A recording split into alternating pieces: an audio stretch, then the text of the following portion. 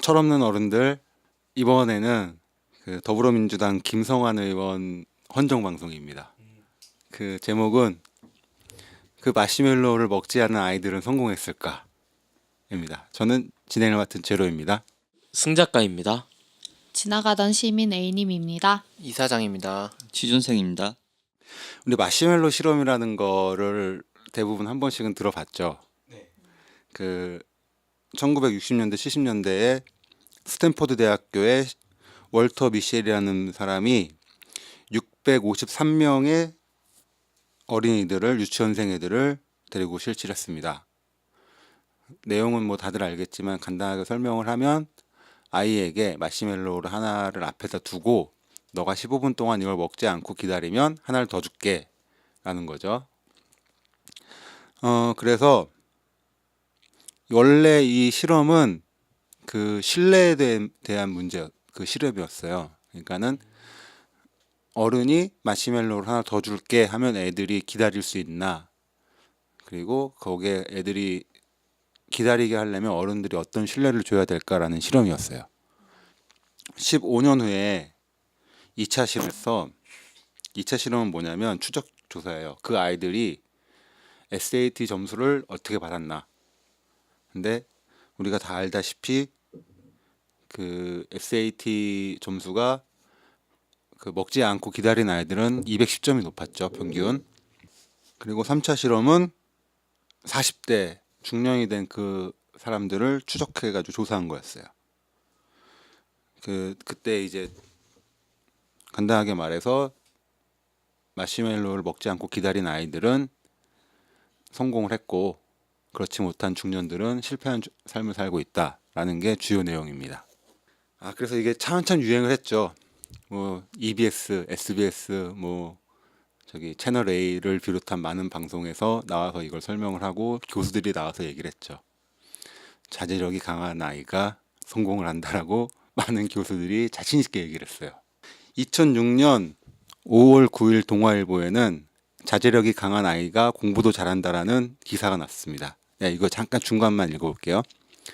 마시멜로우 실험은 일상생활에서 자제력이 얼마나 중요한지 보여준다.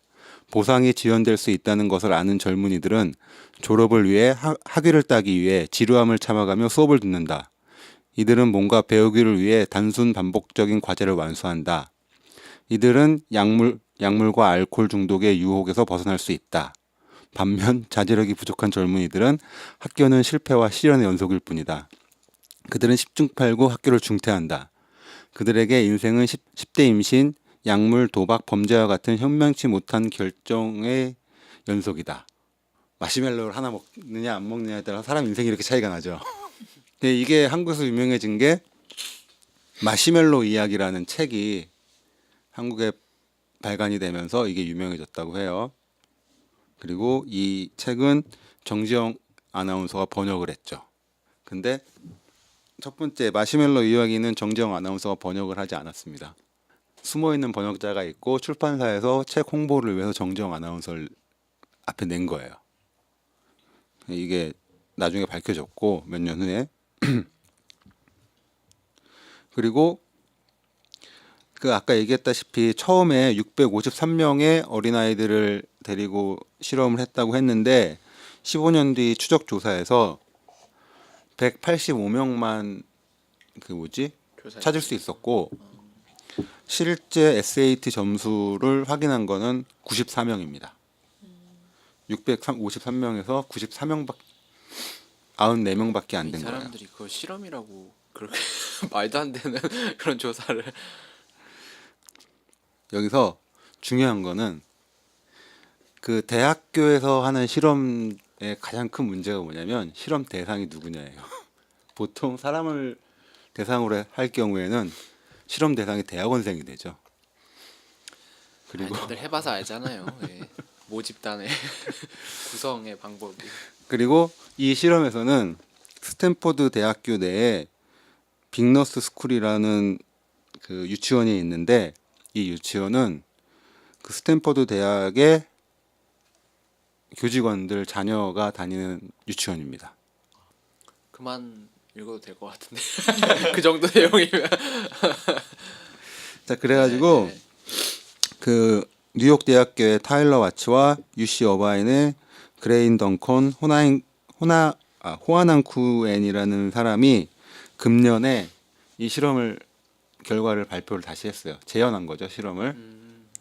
900명의 어린아이를 대상으로 진행을 했고 이제 마시멜로우뿐만 아니라 다른 아이들이 좋아하는 초콜릿 같은 거 다른 것도 선택할 수 있게 했고 그리고 전체 미국 사회 환경을 잘 반영하고자 인종, 가정 환경 등 요인을 여러 가지를 해서 그러니까 어린아이의 사회적인 배경이 다양하게 이제 아이들을 구성을 한 거예요. 그리고 900명 중에 500명은 어머니가 고등교육을 받지 않은 아이들로 구성을 했어요. 그럼 어떻게 했을까요?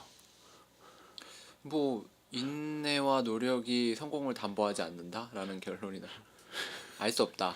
유의미한 아무런 결과가 없다. 관계가 없다. 결론은 그거였어요. 아무런 관계가 없다. 마시멜로를 먹던 먹지 않건 아무런 관계가 없다라는 거예요. 근데 추적 조사를 하지 않았을 거 아니에요. 올해 발표한 거니까. 올해 발표. 그럼 몇 년 동안 추적 조사한 거? 그거는 안 나왔는데 그러니까 실험을 재현을 한 거예요. 똑같이 재현을 했는데 모집 그 실험 대상을 다양하게 한 거죠. 제가 알기로는 그 실험이 그러니까 사회적 성공이랑 관계 없다는 실험이라기보다는 그 마시멜로를 그 선택하는 거 빨리 먹고 막 기다리고 이렇게 하는 그 요인이 사회 경제적 요인이 가장 크다라는 네, 결론인 시험인 걸로 알고 그렇죠. 있거든요. 네. 그러니까 아이들의 환경이 더 중요하다라는 거죠. 가난한 아이들은 그 올지 안 올지 모르는 보상을 기다리기보다는 지금 눈앞에 있는 보상을 획득하는 거에 중요하고 그리고 말 그대로 부잣집 아이들은 마시멜로 하나쯤은 먹지 않아도 된다라는 거지. 자기는 그거 말고도 먹을 게 많으니까.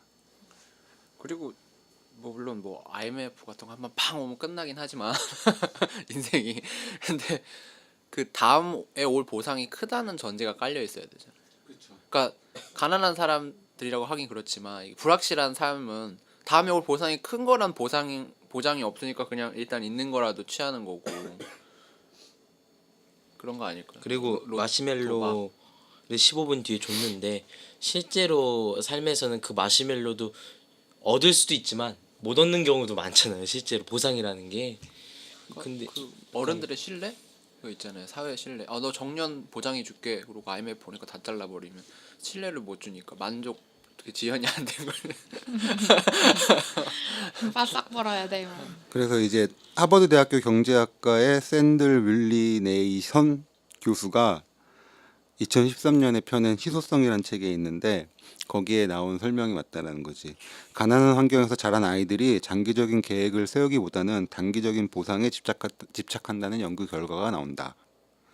이를 마시멜로우 실험에 적용해 보면 두 번째 마시멜로우가 약속한 대로 있을지 확신할 수 없는 상황에서는 눈앞에 있는 마시멜로우를 고민할 것 없이 먹어치우는 게 더 현명한 결정이다라는 겁니다. 근데 우리나라가 그렇죠 지금. 그 마시멜로우 실험 가지고 아이들을 고문을 하죠. 미래에 올지 안 올지 모르는 그 보상을 가지고 항상 그러잖아. 대학 가면 네 마음대로 할 수 있어. 지금 바짝 해야 돼. 지금 사당 오라. 4시간 자고 공부를 하고.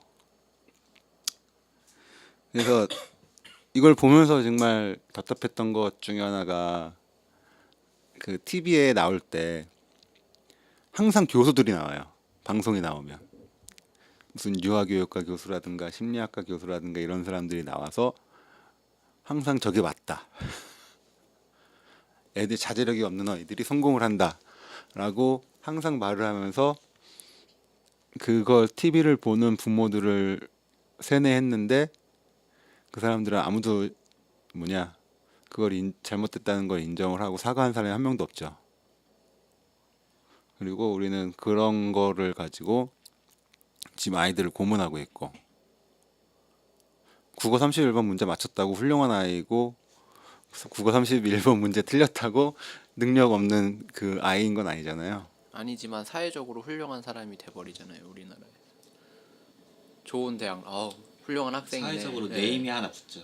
그러니까 좋은 네임. 훌륭한. 착하네. 아 착한 자식. 그게 그 사람의 삶이나 효도했다. 가치를 말해주지는 않지만 뭔가 그리고 인맥이 쌓이죠. 네, 좋은 데를 그리고- 가면 또 인맥, 뭐 명성, 부모님한테 부모님 고생한 부모님께 내가 뭔가 해드렸다 이런. 에이 진짜. 그 우리나라의 그 부동의 1위 책 판매 부동의 1위 성경? 보면은 아니 부문으로 정답 해야 돼. 아닌가요? 자기계발서잖아요. 아, 예, 그치. 자기계발서. 나는 개인적으로 자기계발서는 100% 쓰레기라고 생각을 하거든요. 왜냐하면 자기계발서라는 게 특정한 상황에 특정한 사람이 경험한 것을 마치 보편적인 것처럼 포장을 해서 쓰여진 책이 자기계발서잖아요. 근데 우리는 다 그럴 수가 없죠. 인간적으로 사람이. 그래서 나는 정말 자기계발서를 딱 한 번 읽어봤어요. 딱 한 번 읽어보고 읽어본 순간 처음 읽어봤을 때 아, 이 책을 자기계발서라는 거 읽게 못 되는구나. 그 어느 기사에 보면 찾다 보니까 이런 말이 나와 있더라고요. 우리는 복잡한 것을 싫어한다. 우리는 그저 간단히 인간의 성격은 수학 과목처럼 훈련을 통해 길러질 수 있다고 믿고 싶어 한다. 4살 때 마시멜로를 먹는 것을 참을 수 있는 아이는 인생의 성공이 보장된다라고 믿고 싶어 한다라는 거죠. 그러니까 사람이 복잡한 걸 싫어하기 때문에 단순한 게 답이었으면 좋겠다라는 그런 거 인생에 적용을 하죠. 그래서 다 일렬로 세우는 거 아니에요? 단순하고 명확하고 뭐라고 생각을 하니까. 단순하고 명확하게 일렬로 세우면 자르기 쉽고 네. 시험을 봐서 점수가 높은 애는 잘 봤다라는 이유로 커트를 하면 그게 공정하다라고 얘기를 해버리면 아무도 그거에 반발하지 않으니까. 그러니까 국어 31번 문제를 맞춘 애는 서울대를 가고 못 맞춘 애는 다른 데 가는. 뭐 어쨌든 얘는 맞췄고 넌 틀렸잖아. 뭐 이런 네. 게 돼버리니까. 그래서 수능 같은 경우에 우리나라 수능이 만점자가 몇 명 안 되잖아요. 그러니까 일본도 수능 같은 제도가 있고 미국 같은 경우도 SAT라고 해서 비슷한 제도가 있는데 정확한 건 아닌데 걔네들은 만점자 비율이 한 10% 정도 된대요. 그러니까 우리가 수학 능력 시험을 도입한 이유가 이 아이가 단순 암기 과목을 그 이전에 학력고사 때는 단순히 많이 암기를 해서 이거를 맞췄느냐, 이 문제를 맞췄느냐를 평가를 했는데 수학 능력 시험은 말 그대로 수학할 수 있는 능력이 있는지를 평가하기 위해서 만든 시험인데 지금은 그게 아닌 걸로 바뀌어 버렸죠. 수학할 수 있는 능력을 평가하기보다는 아이들을 어떤 식으로 줄 세울까라는. 그러니까 누굴 서울대 보내야 되냐 이거죠. 변별력이라는 거를 대학에서는 그런다고 하잖아요. 대학에서는 그렇게 만점자가 많이 1등급이 많이 나오면 어떻게 변별력을 가지고 우리가 평가를 할 수 있느냐라고 하는데 사실 시험 점수만으로 변별력을 평가하는 것 자체가 말이 안 되는 거죠. 그리고 사지선다라는 걸 처음 개발한 사람이 그거를 발표할 때 그랬대요. 이 사지선다를 사람을 평가하는 데 쓰여서는 안 된다 라고 했대요. 근데 우리는 지금 쓰고 있죠. 궁금한 게 그런 문제를 내는 교수님들께서 알면서 참 어쩔 수 없지 이렇게 하고 내는 건지 아니면 이런 거 하나 내줘야 딱 변별력이 생기지 이러면서 내는 건지. 그 우리나라 그 이제 출제위원들은 그게 있대요. 그러니까 어떻게든 그 줄을 세울 수 있는 문제를 내야 된다라는 그런 강박관념이 있대요. 그러니까 SAT처럼 만점자가 수백 명이 나와도 수백 명이 다 잘하니까 만점이 나왔지가 아니라 어떻게든 일렬로 세울 수 있는 그거를 내야 된다는 강박관념이 있다라는 거예요. 어쩔 수 없네요. 구조 문제.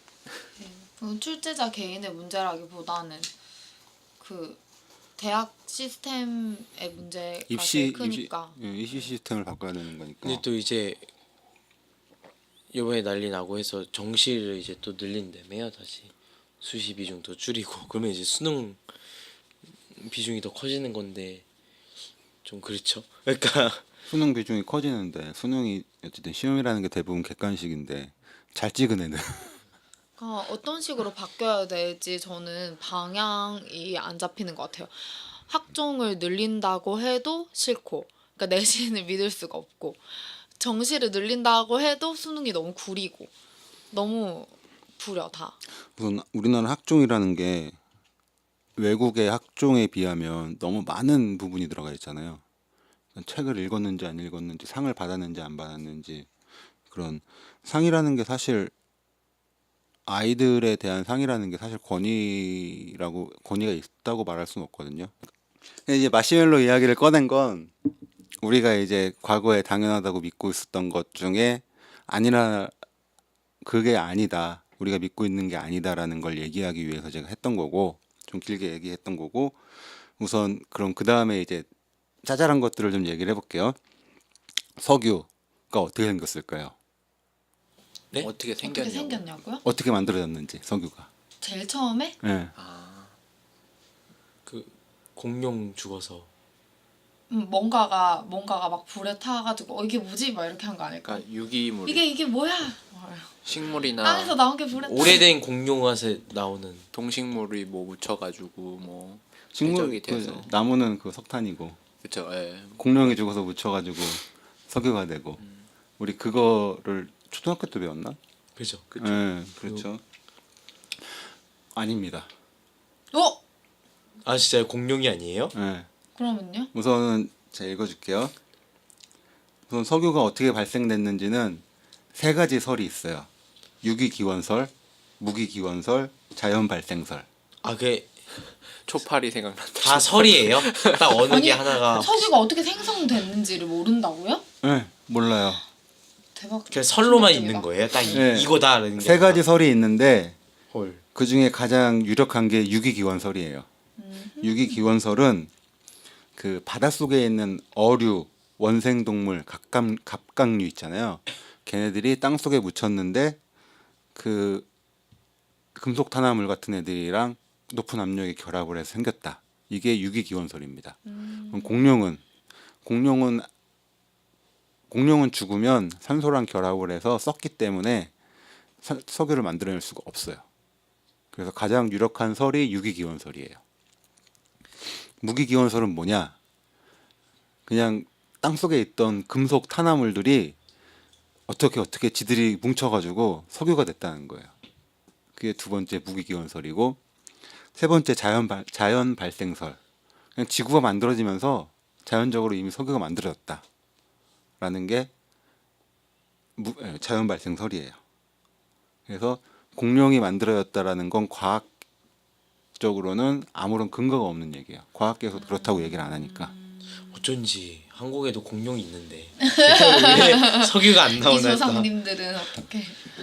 그래서 이제 그 1885년에 다임러, 우리 다임러라고 많이 들어봤죠? 차 만드는 회사, 벤츠 만드는 회사. 예, 거의 아니다. 벤츠가 아니라 크라이슬러인가? 다임러 크라이슬러인가 그럴 거야. 그 다임러가 1885년에 휘발유 내연기관을 만들어서 휘발유를 처음 사용을 했고, 1892년에 루돌프 디젤이 디젤 내연기관을 처음 만들어서 사용을 했고요. 그러면 1800년대 이전에는 석유를 사용을 안 했어요? 등유에서 등불, 동유가 뭔지 모르겠어. 보일러 기름, 기름 보일러에 넣는 기름. 그 기름은 어떻게 만드는데요? 모르지 나는. 고래 아 고리로 해요? 고래 그 지방에서 추출한다고 들었는데 등유를요? 비싸겠네? 그거는 그건 고래유 그 아니에요? 이전이고. 고래유? 너무 비쌀 그러니까 것 같은데? 동물 기름으로 한 거는 그 이전. 등유 그 석유 원유를 증류해서 그거는 그 이후고 동물 우리 조선 시대에도 호롱불은 있었잖아요. 그러니까 동물 기름으로. 그러니까 그 한 거. 동물 기름으로 차를 끌었다고요? 아니 그 이후고. 그거. 등유 지금 어느 말 하는 불 거죠? 피우는 램프 섞였어요, 램프 지금 1800년대 이전. 옛날에는 동물 기름으로 해다가 석유를 정제하는 기술을 만들어서 석유에서 등유를 뽑아내가지고 등불을 하다가 네. 그 이후에 내연기관, 휘발유 내연기관, 디젤 내연기관 이렇게. 그리고 석유 고갈론, 아 그거. 석유 고갈론. 우리 어렸을 때 50년 있으면 석유 고갈된다고 하지 않았어요? 그죠? 근데 점점 많이 발견된다면서요. 그러니까 그때 본 걸로는 저희 죽기 전에 고갈되는 걸로 나오는데 1950년 그 허버트라는 사람이 피크 오일론을 냈어요. 피크 오일론. 1970년대쯤에 석유 생산량이 최대치가 됐다가 줄어들 거다. 그래서 1970년에 지미 카터는 10년 뒤에 석유가 고갈된다라고 말을 했어요. 근거가 없는 거죠. 그리고 유럽의 경영학자와 과학자들이 모인 로마 클럽이라는 데서 2000년대 초반에 석유가 고갈된다라고 했대요. 근데 이제 매장 추정치가 1970년에는 5,500억 배럴인데 그동안 우리 많이 썼죠. 그죠. 많이 썼으면 이제 없어져야 되는데 2016년에 추정치가 1조 7,067억 배럴. 그게 그 양이 얼마? 5천에서 1조로 늘었다고? 매장 추정치가. 예, 계속 늘고 장난 있죠. 아니네. 그러니까 계속 근데 발견되는 추정치는 뭐 몰랐던 거니까. 근데 지구 발생설 아니에요 이 정도면? 그러니까 진짜 1조면? 약간 뿅 하고 나타나는 거죠. 여름에 모기 나오듯이 이렇게 자꾸 어디선가 그게 2016년인데 이 양이 얼만큼이냐면 이제 석유를 더 이상 탐사하지 않고 있는 추정량만 뽑아내서 쓴다고 했을 때 지금 50년을 쓸 수 있는 양이에요. 맨날 50년이야. 1조가 어. 1조 7천이. 근데 이제 문제는 그 이후에 우리 뉴스에서 많이 들었던 오일 샌드와 셰일 오일 있죠. 이것까지 포함하면 매장 추정치가 최대 9조 배럴까지 늘어납니다. 그 셰일 오일은 뭐예요? 이번에 미국에서도 그것 때문에 땅 속에 네, 말하면 긴데 약간 그냥 석유랑 그냥 석유는 말 그대로 이제 석유 그 검정 기름. 물 웅덩이처럼 이렇게 지하 호수가 있는 거고 네. 그 셰일 오일은 흙 모래랑 흙이랑 이제 석유 같이 섞여 있는 거고 아 이렇게 쉽게 얘기하면 약간 머드처럼 이렇게 섞여 있는데 그렇게. 어,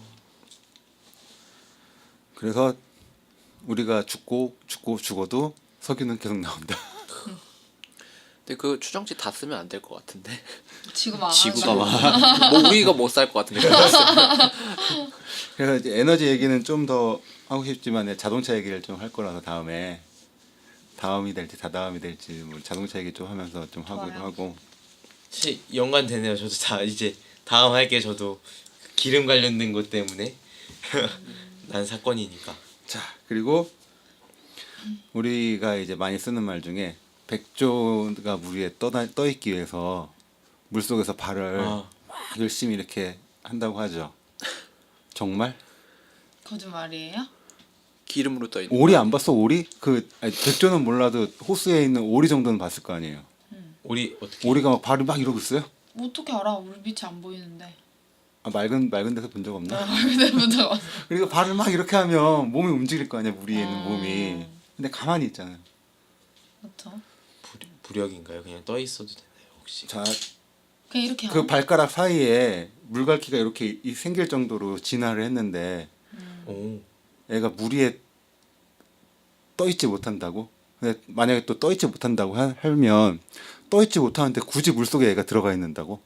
그 뜨는 건 기본일 것 같고 방향 조절만 할 것 같은데 발로는? 그러니까 난 백조는 모르겠는데 오리는 몸에서 기름이 나오잖아요. 기름이 나와서 털을 이렇게 털이 안 젖죠 그래서 털을 기름으로 덮어요. 몸에서 이제 좋다. 사람 몸에도 기름 나오잖아. 그렇긴 하지. 근데 물에 들 정도는 아니잖아요. 난 물에 젖던데 그래서 오리 같은 경우에는 몸에서 기름이 나와서 가지고 털을 이렇게 덮어서 그 기름에 있는 부력으로 물에 떠 있잖아요. 가만히 떠 있다가 어디로 가고 싶은 그때 이렇게 휙휙휙 몇 번 지으면 쭉쭉쭉 가고. 생각보다 과학적이네요. 약간 너무 무식하게 이렇게 아, 젓는 한 걸로. 번도 난 떠 있는다고 젖는다고 생각해 본 적이 없어가지고 당연히 가려고 젖지. 아니 그러니까 약간 마치 그거네요. 새가 날려고 막 이렇게 나는 동안 계속 파닥파닥 거린다는데 사실 새들 보면 그렇진 않잖아요. 그냥 슉 하고 말고 이러는데 새마다 다르지 그거. 벌새 봐봐 벌새. 벌써는 그래요? 벌새 계속 이러고 있잖아. 날개가 안 보이지. 자 그럼 이 백조가 물 속에서 발을 뒤흔든다라는 휘젓는다라는 건 어디서 나온 말일까요? 동화. 땡. 아 동화 아니에요? 좀 비슷했어. 아 비슷해요? 뭐 기사에서 나온 말. 소설? 탈무드? 동화가 아니가 소설? 동화나 소설이나 그런가? 백조의 이거 우수. 연극? 일본 만화 중에 거인의 별이라는 만화가 있어요. 이 주인공이 그 스포츠 야구 선수인데 자기가 얼마나 연습을 했는지 잘하는 사람이 되기 위해서 얼마나 연습을 했는지 말하면서 그 얘기를 합니다. 또 하나 왜 이렇게 다들 열심히 살아야 되지? 우리 신의 한 수라는 말 많이 쓰잖아요. 네. 어디서 나온 말일까요? 신의 한수? 예. 와인? 연수. 그건 신의 신의 물방울이고. 물방울이고 그거 생각해서 그거 떠올랐는데 신의 한수. 그 바둑에서 나온 말 같아. 고스트 바둑왕 거기서 나온 말이죠. 약간 만화가 생각보다 그러면 백조도 그렇고 그 신의 한수 그런 것도 약간 서구권에서는 모르는 개념인가요? 그렇죠. 아 한국만 통용되는 약간 뭐 일본도 되지 않을까? 일본 한국 약간 그 만화 본 사람들만 우와 발을 아예 물 밑에 넣지도 않아. 쉬는데 발을 물 밑에 안 넣어. 물 넣어놓으면 뿌니까 건조 좀 시켜줘야지. 웃기다. 방구를 빼서. 빵 터지겠네 진짜. 자 다음에 우리 그 얘기 있잖아. 사자는 새끼가 나면 벼랑에 떨어뜨려서 기어 올라온 애들만 키운다고. 초원에 벼랑이 별로 없죠. 그럼 벼랑까지 열심히 가가지고. 우선은 사자가 새끼를 죽일 때 사자는 무리지어서 생활하잖아요.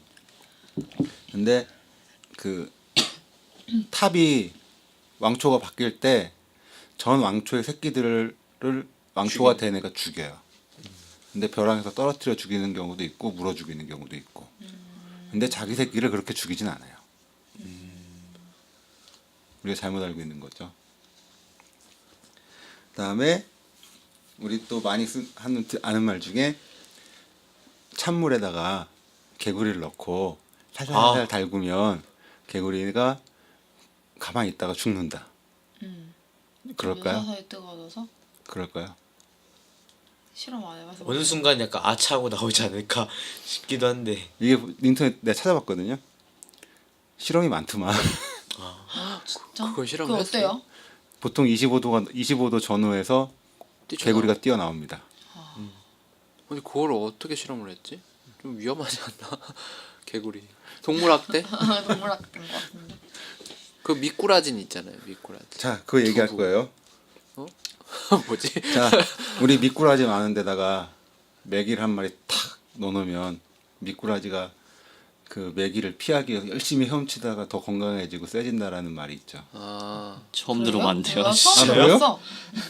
이건희의 메기론 엄청 넓은 수조를 말하는 거예요? 엄청 넓어도 똑같아요. 보통 이게 이건희의 메기론이라고 그 이런 말이 나오는 건 보통 기업이나 학교에서 사람들을 그 마른 수건 짜듯이 짜기 위해서 하는 열심히 말이죠. 살게 하려고. 그래서 이제 이게 이건희의 메기론 같아요. 그래서 근데 보통 이런 경우 보면 물고기가 스트레스 받아서 죽죠. 다. 그렇죠. 그리고 전에 내가 그런 이제 벽에 보면 되게 큰 수조가 있는 그런 식당이 있어요. 아, 그래서 우리나라 사람들이 많이 스트레스 받아. OECD 1위. 방바닥 너무 뜨겁다.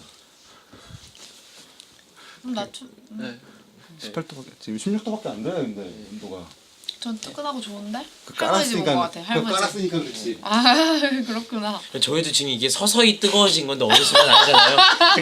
그러니까 개구리라고 설마 모를까? 근데 어느 날 그 식당에 갔는데 엄청 큰 수조가 이제 벽에 이렇게 있는데 상어 한 마리가 있어요. 그 안에 조그만 상어 있잖아요. 팔뚝만한 상어. 주인한테 왜 저 큰 수조에 상어가 한 마리밖에 없냐? 그러니까 아저씨가 하는 말이 저 물고기 처음에 많았는데 상어가 다 잡아먹었대. 어. 그래서 상어 한 마리밖에 없다고. 학교 다닐 때 우리 과학 시간에 배우는 혀의 짠맛은 여기서 느끼고 단맛은 여기서 느끼고 쓴맛은 여기서 느끼고 신맛은 여기서 느낀다. 교과서에 지금도 나온다면서요 그게. 저 때도 저 할 때도 나왔던 것 같은데. 딱 부위별로 이렇게 네. 해서 쓴맛, 신맛 이렇게 나눠지고. 그게 이미 70년대인가 80년대 아니라고 결론이 난 거래요. 저도 실제로 해봤어요. 그거 보고. 실제로 그러니까 단맛 해가지고 그것 찍어보고. 때문에 약 먹을 때 맨날 이렇게 뒤쪽에다가 놓고 먹으려고 하는데 그래도 쓴맛이 나는 거예요. 그러니까 쓴맛은 입안 전체에서. 그죠. 이미 과학계에서 수십 년 전에 아니라고 결론이 난 건데 아직도 교과서에 나온다고 하죠.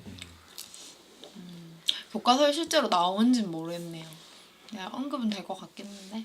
교과서에 우리 중에 가장 늦게 졸업한. 그죠. 네, 교과서에 봤어요. 자, 갈릴레오가 그 종교 재판을 받고 나오면서 그래도 지구는 돈다라고 얘기했죠. 정말? 왜? 왜요? 그거 어떻게 알아? 그런 일화가 그리고 일본에 쓴 거 아니에요? 아니에요, 일본 아니고. 일본에 쓰기 너무 또 많아. 많아? 소설 자, 그런 소설이 이거는 나왔던 것 같은데. 갈릴레오가 그런 말을 한 적이 있는지 없는지는 아무도 몰라요. 실질적으로. 그리고 솔직히 내가 생각하면 안 했을 것 같아. 거기서 안 죽으려고 지구가 안 돈다라고 얘기하고 나왔는데 나오면서 뒤돌아보고 그래도 지구는 돈다 그러고 딱 집에 도망갔을까? 극적 요소. 극장에서. 갈릴레오 그 종교 재판이 있고 난 후에 120년 후인 1757년에 주세페 바레티라는 사람이 이탈리아 도서관이라는 책에 쓴 글입니다. 갈릴레오가 했던 게 아니죠. 그리고 그 당시에 천동설이 주였던 이유는 종교 때문에 그런 건 아니에요. 과학이 그랬던 거예요. 그러니까는 그 당시에는 천문학 관측 기술이 굉장히 열악했잖아요. 그 열악했던 과학 기술의 기준으로 보면 천동설에 대한 증거는 이만큼 있는데 지동설을 뒷받침하는 증거는 이만큼밖에 없었어요. 그렇기 때문에 천동설이 주였던 거예요. 근데 재판은 종교 재판을 받았다면서요. 그렇죠. 그럼 종교 때문이죠. 종교 재판에서 이제 그걸 한 거예요. 증거를 들이민 거지 서로. 증거를 들이밀면서 갈릴레오가 진 거예요. 그러니까 성경에 이렇게 나와 있으니까 너가 잘못했어 이렇게 한 게 아니에요. 아. 지금이랑 똑같아. 근데 왜 종교 재판이라고 부르지? 그 당시에는 다 종교 재판이었으니까. 그게 이제 뭐든지 다 종교 재판이었지 그 재판은 다 당시에. 그냥 종교.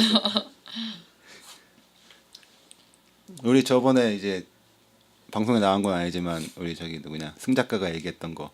왜 우리나라는 5,000년 동안 침략만 받고 살았어요. 침략만 받고 살았다고. 정말? 고구려. 뭐예요? 고구려. 고구려? 고구려밖에 없잖아요. 고구려가 열심히 땅 넓혔죠. 그죠. 땅 넓혔죠. 백제도 영양 이렇게 하지 않았나요? 백제는 어디 뭐 백제 그런가요? 고구려랑 백제는- 신라밖에 없는데 뭐. 위로 어떻게 가? 고구려 뚫고 가야 되는데. 고구려가 열심히 넓혔죠. 자, 그 다음에 그 얘기 알아요? 고쿠리랑 일본에서 우리나라에서 어릴 때 막 애기 울면 호랑이가 와서 잡아간다라고 호황마마. 근데 일본에서는 애기가 울면 고쿠리가 와서 잡아간다라는 말이 있어요. 그 고쿠리가 고려가 아니라 고려. 그게 왜 그러냐면 1274년하고 1281년에 여몽 연합군이 일본을 공격을 해요. 그래서 그냥 정복을 하러 간 게 아니라 싹 쓸어버리러 갔어요. 왜요? 몽골이 쟤네 싫다고 죽여버린다 그래가지고 같이 가자 그래서. 근데 그때 약간 다들 성주 이렇게 다이묘들이 있을 때죠. 그쵸? 그죠. 그때 제가 일- 다이묘인가? 결과는?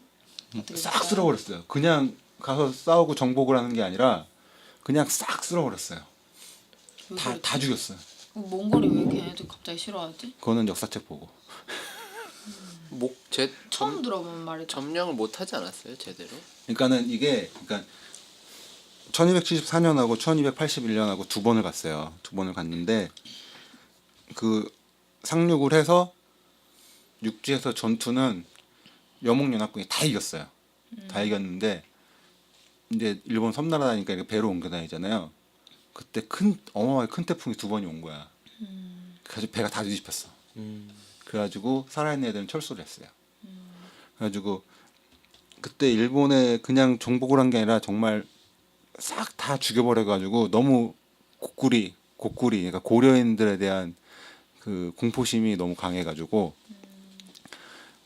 그게 20세기 초반까지 그러니까는 일본이 1950년대 그때까지도 그게 남아 있었다 그래요. 일본에는 고려인들을 그 싫어 미워하는 그게. 그리고 우리 요동 정벌 하러 가죠. 어. 요동 정벌하러 가잖아. 공격한 거지. 그게 언제였죠? 고려 말. 이성계가 그 2차 막 위화도 간다고 해군을 하고. 하잖아요. 하러 가다가.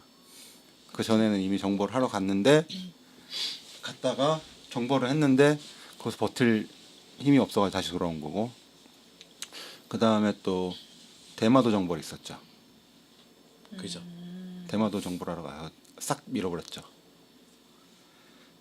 그리고 우리 싹 밀고 우리 땅으로 안 했어요?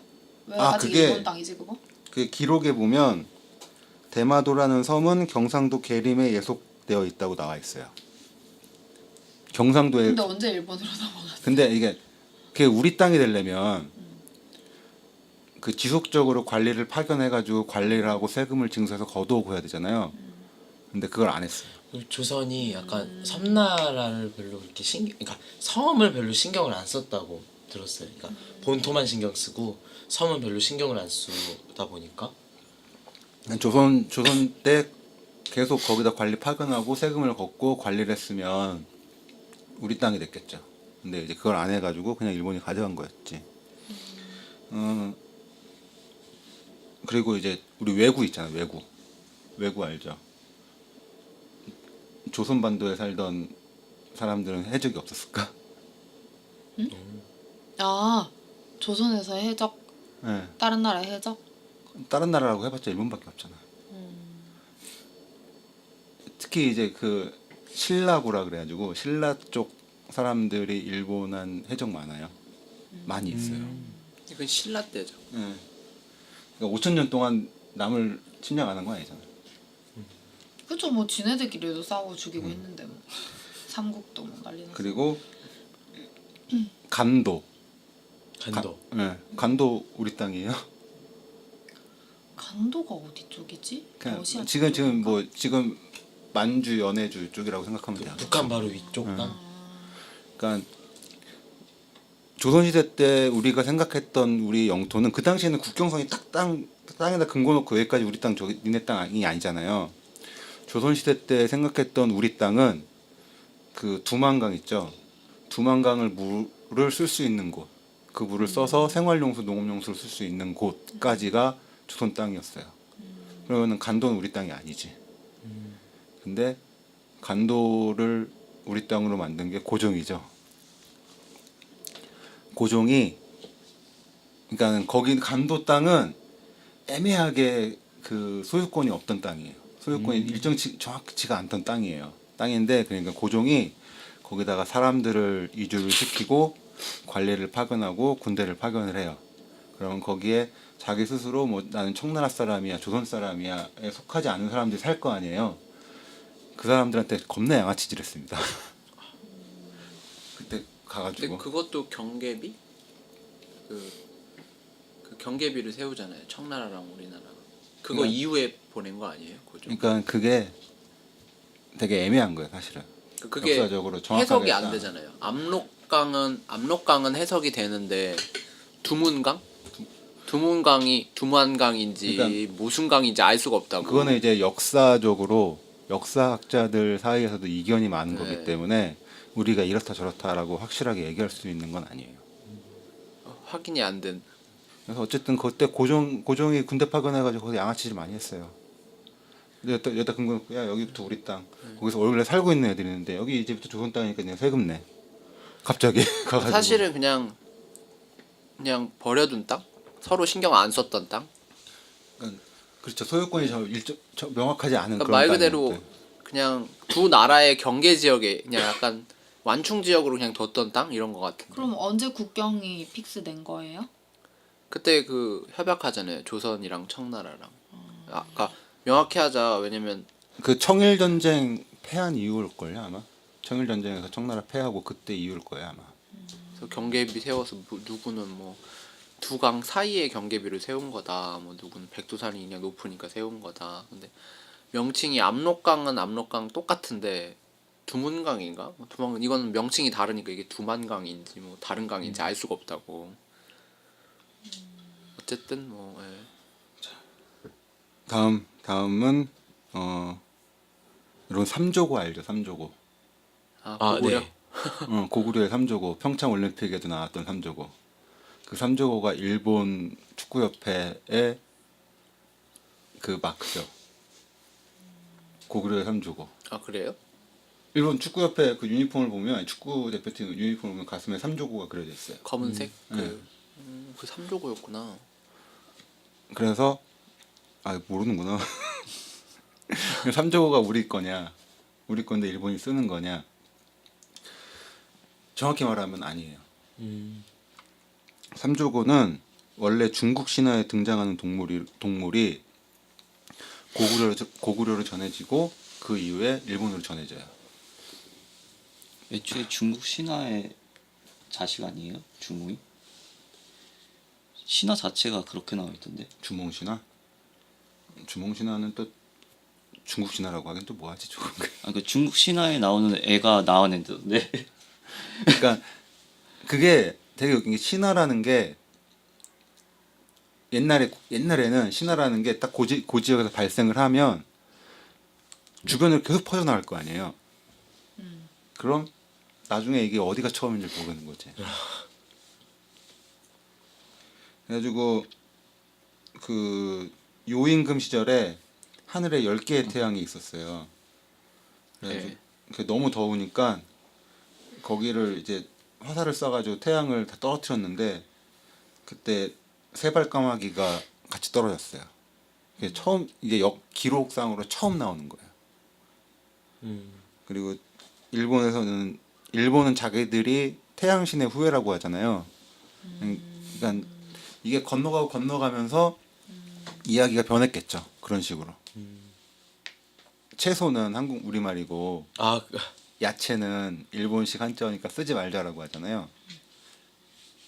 우리나라에 국민이 언제부터 있었을까요? 국민. 일제시대. 한국신민. 그렇지. 우리나라 그 이전은 백성이었죠. 국민이 없었지.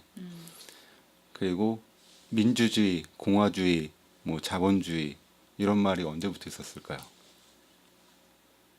그런 말이 우리나라에 언제부터 있었냐고. 네. 그것도 여튼 조선시대는 20세기? 없었겠죠? 네. 그죠. 조선 말 일제시대. 20세기? 우리나라에 그걸 번역한 사람이 있을까요?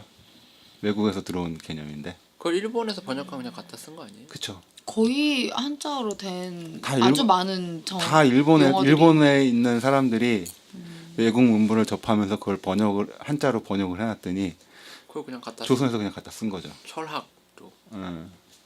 형이상학. 약간 대부분이 그래요. 대부분이. 과학 용어 같은 것도 어려운 거 거의 다 일본에서 네. 온 걸 거고. 그러니까 일본식 한자어라는 거는 말이 안 되는 거지. 정확히 얘기하면 우리나라 표준어가 아니라고 얘기해야 되는 거죠. 우리나라 표준어가 아니니까 표준어 씁시다라고 얘기하는 게 맞는 거고 일본식 한자어 대부분 일본식 한자어에 많은 것들이 우리나라 표준어인데 내가 아까 김성환 의원 얘기했던 게 이유가 뭐냐면 본론 들어가. 네, 본론이에요. 이제 네, 이 사람 강연을 들었어요. 국회의원이나 뭐 이런 사람들이 정치인들이 강연 많이 하잖아요. 강연을 들었어요. 들었는데 어떻게 그런 걸 들었어요? 들었는데 이 사람 말이 너무 잘못된 게 많은 거예요. 근데 이 사람이 이 책을 그때 소개를 했는데 나는 이 책을 안 읽었어요. 내가 읽으려고 이렇게 책을 빌려왔는데 도대체 이딴 책까지 읽어야 되라는 생각이 들면서 못 읽겠더라고. 헌정 방송이라고 하시지 않으셨어요? 네, 헌정하는 거지. 그래가지고 내가 거기 같이 듣던 사람한테 이 책을 읽은 사람한테 강연 내용하고 저 책 내용하고 어때? 그러니까 똑같다는 거야. 강연 내용이. 이 책 내용 그대로래. 근데 이 사람이 이런 내용을 많이 얘기해요. 예를 들면 이제 내가 지금 얘기 안 했던 것 중에 우리 우주가 가속 팽창한다는 걸 알고 있잖아요. 물론 A님은 가속 팽창하는 거 싫어하지만 아니야, 가속 일리 없어. 이 사람이 이거를 설명하면서 우주는 등속 팽창한다 그래요. 전 등속 팽창도 아니라고 생각하기 응. 때문에. 근데 어쨌든 과학계의 정설은 가속 팽창이니까 이 사람은 아니죠. 정설이 아니지. 정설이에요. 정설이 아니야. 주류로 하고 넘어갑시다. 주류도 아니야. 진짜 지금은 아니야. 아니 정설이니까 그거는 가속 팽창은. 네, 인정하겠습니다. 정설은 시대에 주류인 따라 걸로. 바뀌니까 네. 일단 예. 주류인 것으로 봐드리겠습니다. 그리고 얘기하는데 이 사람 고생대, 중생대, 신생대라는 그 대가 있고 그걸 또 나누고 뭐 그때 무슨 일이 있고 있잖아요. 그것도 잘못 알고 있어요. 잘못 알고 있고 내가 지금 얘기했던 예시들 있잖아요. 이런 것들을 막 얘기를 해요. 옛날 사람이라 그런 거 아니에요? 옛날에 듣고 배운 대로. 자기가 찾아보지도 않고 그냥 네. 예전에 아는 걸 막 적어놨구나. 그러면서 여기에 자기의 주장을 하기 위해서 잘못된 과학 지식들을 잔뜩 써놔요. 뭐 하는 사람인데요? 이 사람이 이제 국회의원이고 그 전에 뭐 했는데 전공이 뭐길래? 대학은 법대 나왔고 대학원은 행정학 했고 근데 이 사람이 노원구 구청장을 하면서 뭐 공존의 시대라고 하면서 뭐 석유는 얼마 후에 고갈이 되고 석유가 옛날에 어떻게 만들었는데 얼마 후에 고갈이 되고 뭐 빅뱅 이후에 우주가 가속 이게 하고 싶은 말은 적은데 책 쓰려고 막 양을 불리다 보니까 갖다 썼구나. 그게 그런 거예요. 공전이랑 뭔 상관이야? 아니 그러니까 그걸 하기 위해 자기가 주장한 걸 하기 위해서 그 잘못된 과학 지식들을 굉장히 막 나열을 해놨어요. 뭐 석유 같은 거는 친환경 에너지 뭐 써야 된다 뭐 그런 거 쓰면서 그런 썼겠죠. 거예요? 예. 뭐 하고 싶은 말이 뭐예요? 그럼 그 책에서 그냥 그 공전을 위해서 뭘 해야 된대요? 나를 메인 뽑아달라? 주장이 뭐예요? 그러니까 뭐 그거 이제 에너지 절약하고 뭐 나를 그런 거예요. 뽑고 내가 쓴 정책에 지지를 해달라. 아, 나의 정책이 이러이러하다. 그 정책의 배경은 이런 과학 지식들이다 이런 건가? 그렇겠죠. 그래서 내가 이제 저런. 이 중에 내가 방금 얘기했던 예시 중에 상당한 내용이 이 책에 나와 있는 내용이에요. 어떻게 저렇게 많이 틀려? 소름 돋는다. 아 근데 왜 저런 사람들만 있을까요?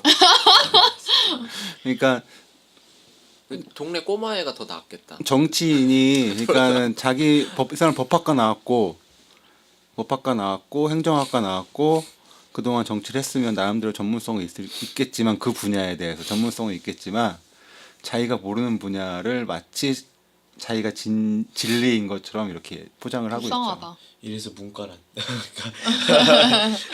여기 문돌이들 이거. 안타깝다.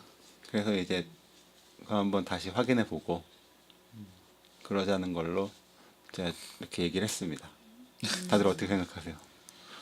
비판적 사고를 기릅시다. 뭐 이런 취지의 국회의원도 과학 시험을 좀 해야. 그러니까 근데 문인과를 요새는 통합합시다. 인터넷에 너무 자료가 많은데 자료가 다 달라요. 각자 맞아. 말하는 게 다 달라가지고 사실 그거 찾는 것도 일이야. 진짜 모든 자료를 다 찾을 수 있을 것 같아요. 그러니까 A부터 B, Z까지 잘못된 거든 맞는 거든. 심지어 우리 쪽에 전문가들이 쓴 글인데 어떤 한 글에 대해서 내용이 다 달라요. 전문가도 그쵸. 이렇게 다른데 요새 너무 그러니까 정보가 이게 많아서 아까 말할 때 과학 교과서에 잘못된 내용이 있잖아요. 대표적인 게 그거죠. 그리고 나도 내 전문 분야가 있잖아요. 그 직업 특성화고에 있는 교과서를 봐도 교과서가 잘못돼 있어. 내 분야는 어쨌든 내가 알 거 아니야. 내가 뭐 과학 수학을 하는 건 아니지만 내 분야는 알지만 특성화고 교과서를 보는데 이 책 너무 많이 잘못됐는데 그러면서 보고 있고. 그러니까 인터넷을 봐도 정말 네이버 지식인에 채택된 답변도 이거 아닌데 그런 거 있잖아. 그럼 왜 잘못된 자료가 이렇게 양산이 돼요? 우선은 그거죠. 내가 아까 마시멜로 얘기했던 것처럼 사람들은 단순하게 자기가 믿고 싶은 것을 믿죠. 그리고 내가 저번에 공유했던 것처럼 미세먼지. 우리나라 미세먼지가 7, 80년대 더 심했거든요. 지금보다 훨씬 심했어요. 근데 그때 이제 정확하게 얘기하면 지금은 우리나라 전체가 심하지만 그때는 우리나라 도심만 심했던 거고. 근데 그러면은 우리 사회가 그런 잘못된 정보를 이렇게 자정작용이 없다는 거네요. 그러니까 그쵸. 사람은 뭐 누구든 여러 가지 말을 할 수 있는 거 아니에요. 난 이게 맞는 것 같다. 나는 공룡의 날개가 있었던 것 같다. 뭐 아무 말 할 수 있고 아무나 믿을 수 있고 뭐 근거를 갖다 붙일 수는 있는데 그거를 에이 이건 버릴 건 버리고 이렇게 좀 이건 좀 말이 된다. 라고 이렇게 몇 가지 론으로 정리될 수 있잖아요. 사회적 구분이 일치될 수는 없지만 근데 이렇게 밑도 끝도 없이 이렇게 많다는 거는 사회가 이걸 정리를 못 한다는 거 아니에요? 그쵸. 우리나라 같은 경우에 7, 80년대에는 미세먼지 발생을 권장했어요. 왜요? 정확히 얘기하면 그때는 미세먼지란 개념이 없었기 때문에 그 64년일 거예요. 1964년에 울산에 공업단지를 세우면서 거기 이제 큰 기념탑을 세우거든요. 거기 박정희 전 대통령이 거기다 글을 씁니다. 이게 한자기 때문에 이거 번역을 좀 해야 되는데 정확하게 문구는 내가 기억 안 나지만 무슨 내용이냐면 저 기계의 톱니바퀴 소리가 이 도시를 울산을 진동을 하고 저 공장의 검은 연기가 온 하늘을 뒤덮을 때 우리는 풍요롭게 될 거다. 간단하게 말하면 미세먼지 이제 결과적으로는 미세먼지 발생을 권장하는 내용이잖아요. 이게. 그럼 몰라서 사실 한 거지. 그때- 알고 나서 그때- 썼으면 그거는 그러니까 그때는 몰라서 그랬던 거지만 흑역사네. 그렇기 때문에 우리나라 7, 80년대는 정말 심했어요. 그래가지고 그거 대기 오염 없애는 게 사실상 대기 오염을 정화하는 계기가 됐던 게 88 올림픽이었잖아요. 그 공장들 다 밖으로 밀어내고 서울 시내 밖으로 다 밀어내고 했던 게 구로도 그때 이후로 밀려났죠.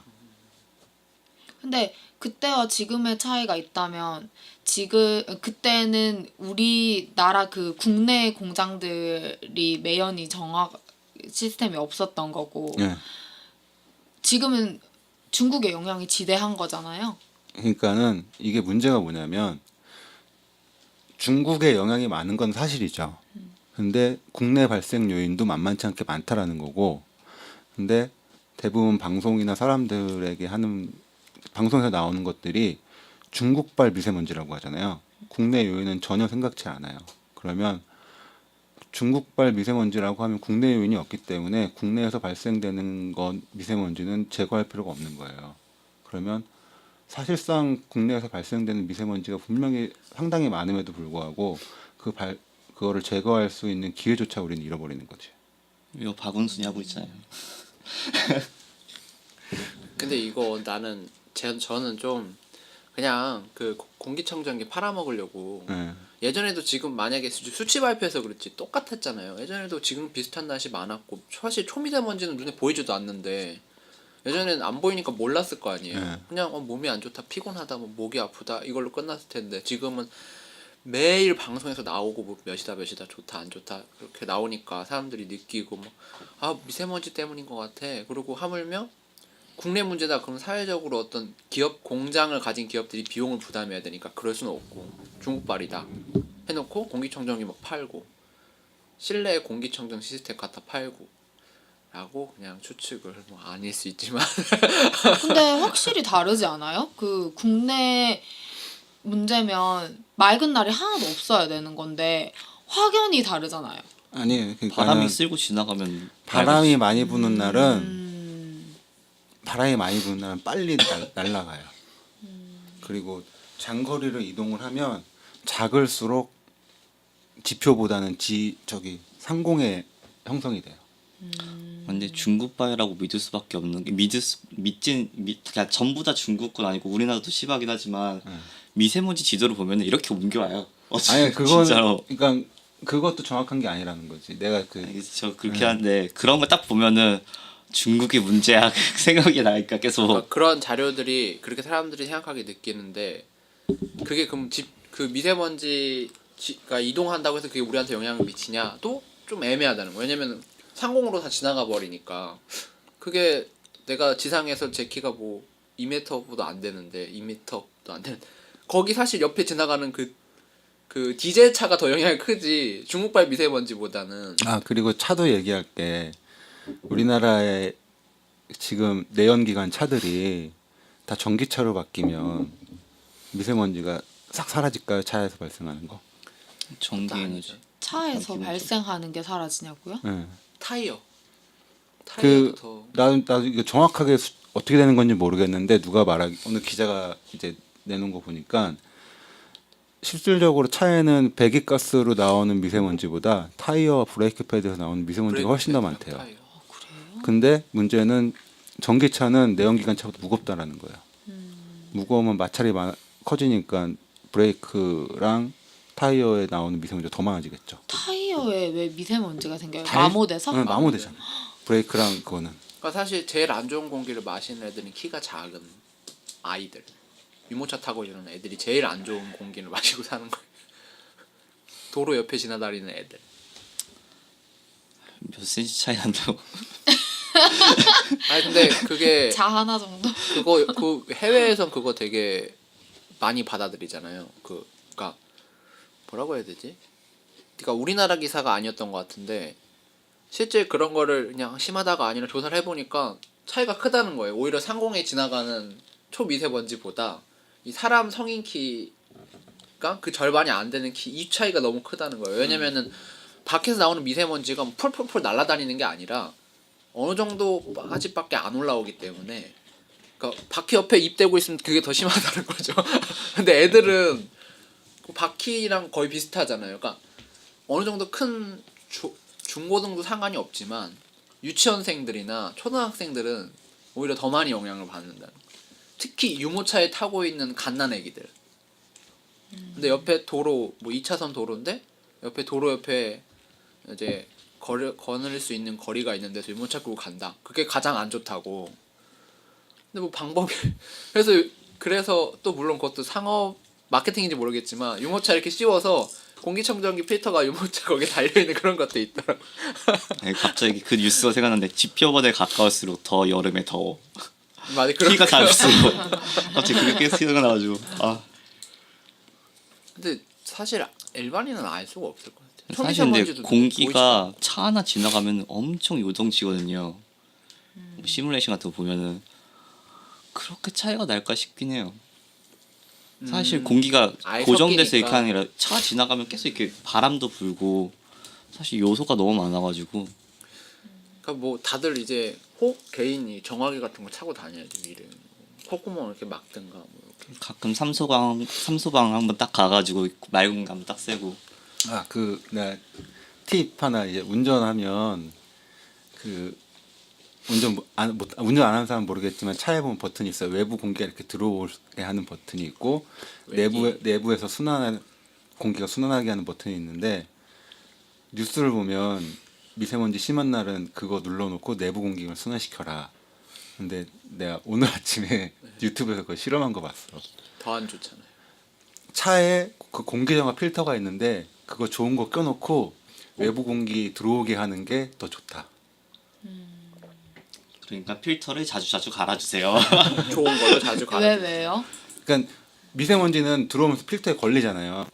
근데 내부 공기를 순환시켜 놓으면 그 안에서 이미 들어와 있는 미세먼지는 그대로 있고 거기서 이산화탄소가 밖으로 나가줘야 되는데 내가 내뿜는 이산화탄소가 계속 그 안에서 점점 늘어나는 거예요. 이산화탄소 수치가. 필터가 정화하냐 내 폐로 정화하냐 이 자기가 내기로 해놓으면 내 폐로 정화하는 거죠. 계속. 더 졸리다고 이산화탄소 때문에. 아 그렇구나. 그래서 오늘 아침에 그래서 얘기를 해놓는 오늘 유튜브 보면서 그거 봤어. 근데 외기가 저는 싫은 게 이게 좀 냄새가 들어오잖아요 그 밖에. 냄새는 들어오죠. 네. 냄새 필터 이렇게 다 그래야 되나? 그래서 그 있으면 달고 싶은데 냄새 필터 페브리 해야 되나? 그래서 그냥 아예 그냥 그거 내기로 쓰고 차 안에 차량용 공기청정기 있잖아요. 그거 달고 다니는 게 아 그것도 나왔어. 공기청정기 차량용 어때요? 공기청정기 하는 거 아무 효과 없어요.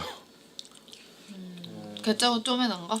쪼만해가지고 걔가 할매지 못하는 그거 거 하나 알죠? 사세요. 그거 미국산 이게 있잖아요. 되게 큰 거 하나 사가지고 발전기 그, 옆에 하나 그 놓고 이만한 거, 그 허벅지만한 거, 이만한 거, 그 효과 있겠죠? 그 정도는 효과 있지 않을까? 요만한 거 사실은 이 효과 없을 주먹보다 작은 거는 효과 없을 것 같고.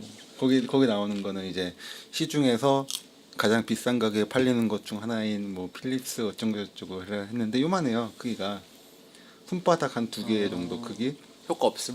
효과 전혀 없어. 그럼 그거는요? 플라즈마. 그건 안 나왔어. 그게 제일 좋아 보이던데. 아니 근데 이것도 사실 유튜버가 한 거 아니에요? 아니, 잡지책 그 자동차 전용 잡지 책에서 신청한 거야. 동영상으로. 사실 뭐 근데 마시멜로 다큐멘터리도 교수님이 나와서 그렇게 말하는데 잡지 거기서 결론은 그거였어. 어쨌든 외기로 해놓고 필터 좋은 거 써라. 그게 더 효과가 좋다. 필터 광고였나? 밑에 이렇게 주소 딱 있고 자, 이거 너무 오래 했네. 네. 1시간 넘었네 벌써. 자, 우리 이제 남들한테 얘기할 때 이상한 말도 안 되는 근거를 들어서 짜내려고 하지 말고 사람마다 다른 거니까 맞춰서 합시다. 자세한 건 찾아보세요. 이렇게 하면 팩트 되죠. 체크를 합시다. 하지만 찾는데 1시간 하나 찾는데 1시간